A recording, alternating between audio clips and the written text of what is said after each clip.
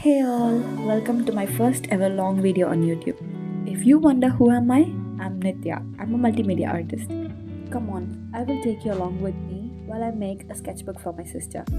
This is the sketchbook I'm currently using now. My sister exactly wanted the same type with some high GSM paper. In the past 3 years, I have made a lot of sketchbooks. Talking about materials, we are not using anything fancy, just a needle and thread is enough. I have taken 180 GSM watercolor paper today. Here is a quick tip for you. I am using this paper chart that is twice the size of the desired size.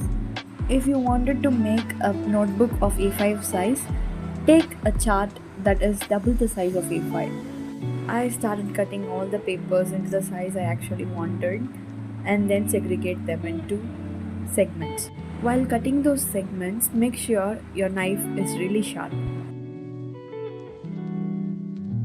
Now fold your papers into half. This is the actual size our notebook is going to be. Here is a disclaimer. I'm making the sketchbook in the way I usually make it, not in the traditional way, so that anybody can make it so effortlessly.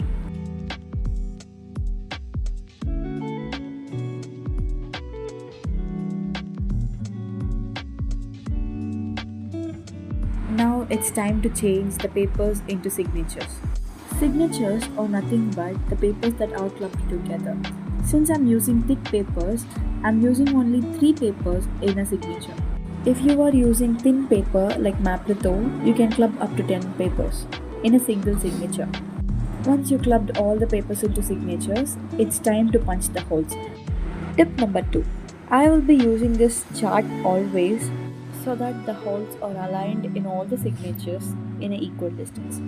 I will also be using this crochet as a bed to punch the holes. You might wonder what tool I am using to punch the holes. Here comes the tip 4. The punching tool I am using is actually handmade. I made it out of a agar clay and a nail. Once punching is over, we are into the most important part. For binding, the length of the thread that you will need is as many times as your signature is. I have 6 signatures, so I have calculated 6 times the length of the spine. Now let's start off with the first hole. If you start binding from inside, it's called out. If you start from outside the signature, it's called in. So 1 out, 2 in, 3 out and 4 in. And again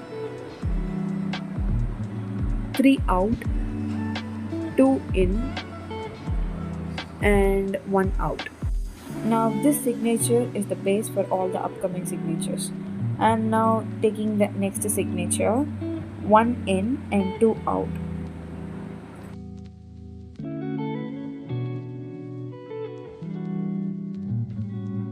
In this stage, you have to hook down with the previous signature, like I do.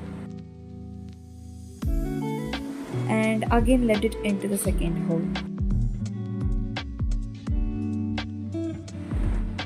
Now 3 out and then do the same. Hook it with the previous signature and 3 in. Now 4 out. Hook down with the previous signature and take the new signature. Repeat the same process until you have no signatures to add on. And finally, when you hook down, don't pull out the thread entirely. Make a loop like I do and insert the thread into it. Once we finish binding, we call this as text block.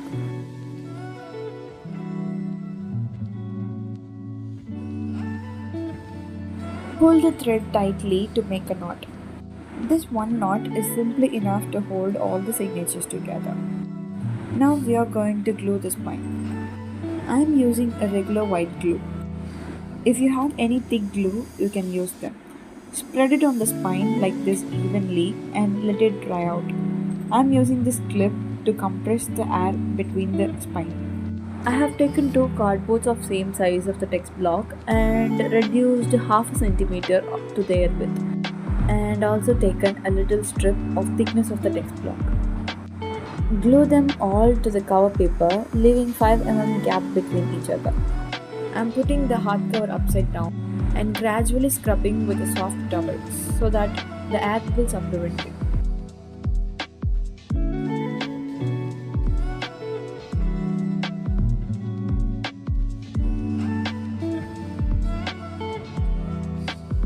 Once the hardcover is ready, we can add the text block to the hardcover.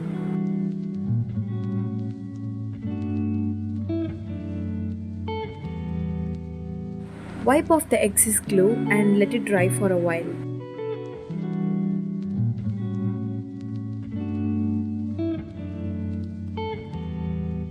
This is my most favorite part. I used to write like this on all the sketchbooks I make and give it my brand's name at the back of it.